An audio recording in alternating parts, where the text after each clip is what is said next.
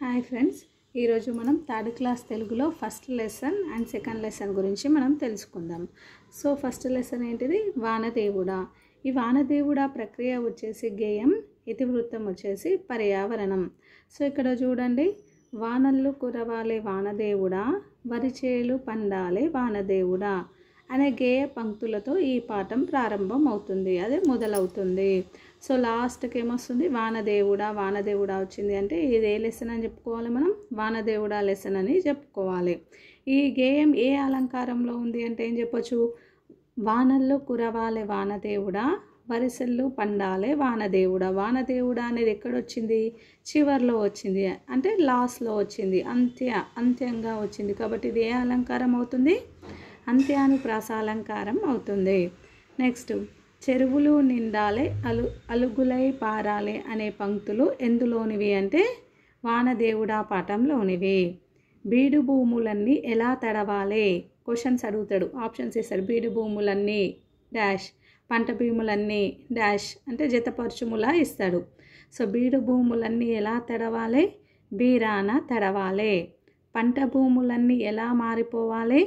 12 రకాల ధాన్యాలు పండేలా మారిపోవాలి. నెక్స్ట్, వలసపోయినోళ్ళంతా ఊళ్ళకి రావాలి, బతుకులు మారాలి, సౌభాగ్యం అందాలి వానదేవుడా అని ఈ గేయం దేని ద్వారా తెలియజేయబడింది అంటే ఏ పాఠం ద్వారా తెలియజేయబడింది అంటే వానదేవుడా పాఠంలోనిది. ఇక్కడ ఒక అర్థం, బీరానా అంటే అర్థం తొందరగా. బీరానా అంటే అర్థం ఏంటిది? తొందరగా. నెక్స్ట్, వానదేవుడా గేయంలోని ప్రాస పదాలు అంటే ఊక వచ్చే పదాలు ఏంటి? కురవాలే, నిండాలే, పండాలే.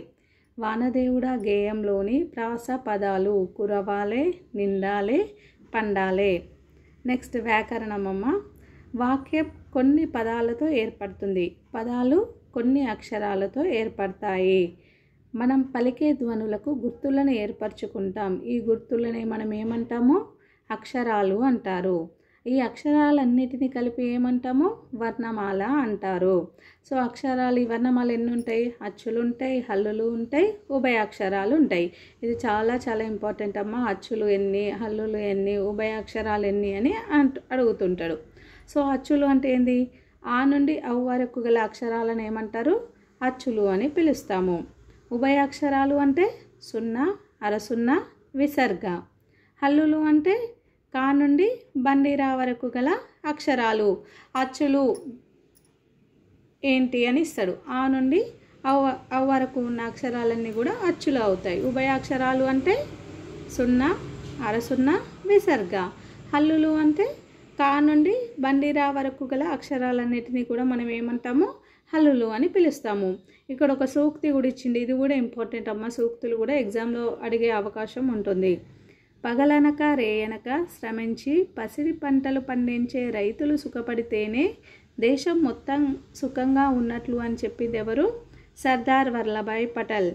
పగలనక రేయనక శ్రమించి పసిడి పంటలు పండించే రైతన్నలు సుఖపడితేనే దేశం మొత్తం సుఖంగా ఉన్నట్లు అని చెప్పింది సర్దార్ వల్లభాయ్ పటేల్.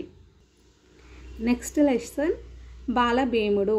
ఈ బాలభీముడు ప్రక్రియ వచ్చేసి కథ, ఇతివృత్తం వచ్చేసి ఇతిహాసం. ఈ ప్రక్రియలు, ఇతివృత్తాలు చాలా చాలా ఇంపార్టెంట్ అమ్మ. ఇట్లా ఈ లెసన్కి ఏ ప్రక్రియ, ఇతివృత్తం ఇట్లా జతపరచుడు అడుగుతాడు. సింగిల్గా కూడా క్వశ్చన్స్ అడిగే అవకాశం ఉంటుంది. సో బాలభీముడు ప్రక్రియ వచ్చేసి కథ, ఇతివృత్తం వచ్చేసి ఇతిహాసం. అయితే బాలభీముడు ఇంట్రడక్షన్ ఏంటిది అంటే వీళ్ళది హస్తినాపురంకి రాజు. వీళ్ళు పాండవులు హస్తినాపురంలో ఉంటారు. హస్తినాపురంలో ఎవరెవరు ఉంటారు? పాండవులు ఉంటారు, కౌరవులు ఉంటారు. పాండవులు అంటే పంచపాండవులు తల్లిదండ్రులు ఎవరు? కుంతీదేవి, పాండురాజు. ఇందులో వీళ్ళ పిల్లలు వచ్చేసి పంచపాండవులు కదా. వాళ్ళు ఒకటి ఫస్ట్ వచ్చేసి ధర్మరాజు, సెకండ్ భీముడు, థర్డ్ అర్జునుడు, ఫోర్త్ నకులు, 5 సహదేవుడు. ఇందులో నెంబర్స్ అడుగుతారు.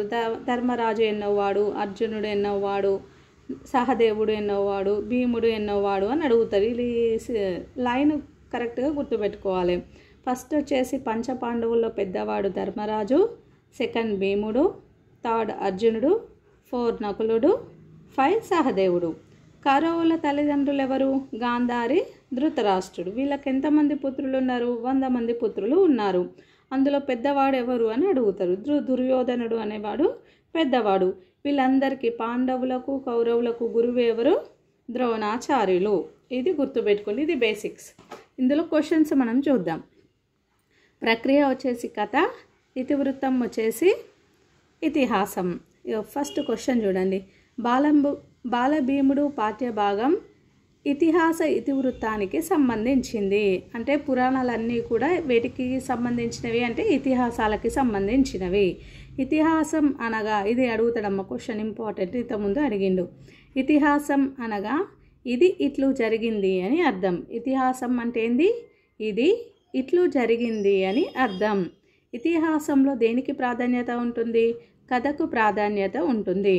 పాండురాజు 5 కొడుకుల్లో భీముడు ఎన్నవ వాడు అని అడుగుతాడు. భీముడు ఎన్నవాడు? 2వ వాడు. పాండురాజు 5 కొడుకుల్లో భీముడు 2వ వాడు. క్వశ్చన్స్ అడుగుతాడు ఇందులో చూడండి. బాలుడు పెద్ద బండరాయి మీద పడ్డ అయ్యో నా చిట్టి తండ్రికి ఏమైందో అని కంగారు పడినది ఎవరు? అంటే కుంతీదేవి. భీముడు కింద పడ్డప్పుడు నా కొడుకు ఏమైందో అని కంగారు పడ్డది ఎవరు? వాళ్ళ తల్లి కుంతీదేవి. బండరాయి మీద పడగా ఎటువంటి దెబ్బ తగలకుండా ఆ బండరాయే ముక్కలయ్యింది. ఆ రాయి మీద పడ్డ బాలుడు ఎవరు? బాలభీముడు. నెక్స్ట్, పాండురాజు అన్న ఎవరు? ధృతరాష్ట్రుడు. పాండురాజు కుమారులు పాండవులు. ధృతరాష్ట్రుని కుమారులు ఎవరు? కౌరవులు.